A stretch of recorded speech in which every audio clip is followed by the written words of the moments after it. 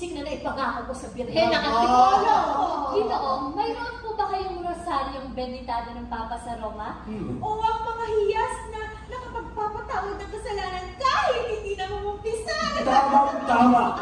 Mayroon ako dito mga di pangkaraniwang mga alahas.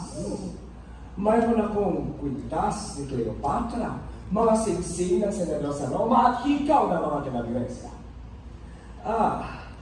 Tingnan ninyo ang batong asul na ito. Ito ay makasasapat na upang maipatapon ninyo ang inyong mga kaaway. At ang mapulang bato nito,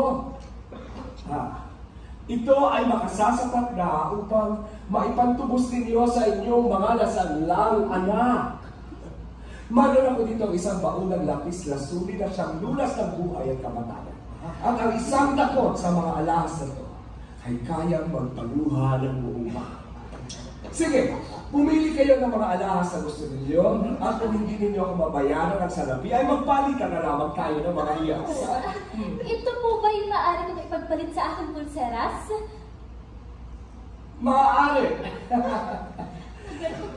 Kayo po ba'y walang mapili o nais man lamang ipagbili sa akin? May benta na pong lahat ni Huli ang kanyang mga alahas. Ang relikwaryo ni Maria Clara, hindi niyo po ba ipagbibili? Ang relikwaryo ni Maria Clara.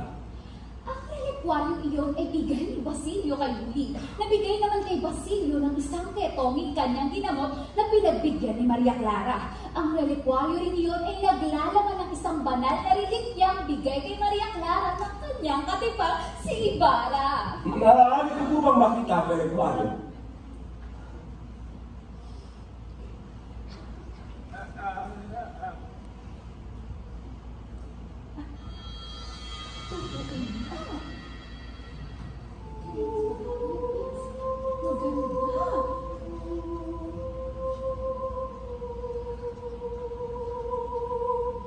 Magkano niyo pong nais ipagbili?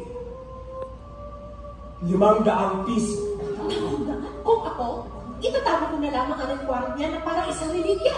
Ang mga nakakakita kay Maria Clara ay nagsasabi, mahina na siya, payat na, at halos hindi na makapagsalita.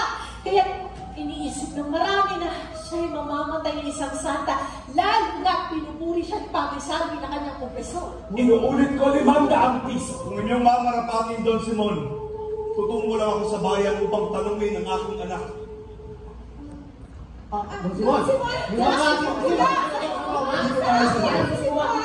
Pumasok kayo.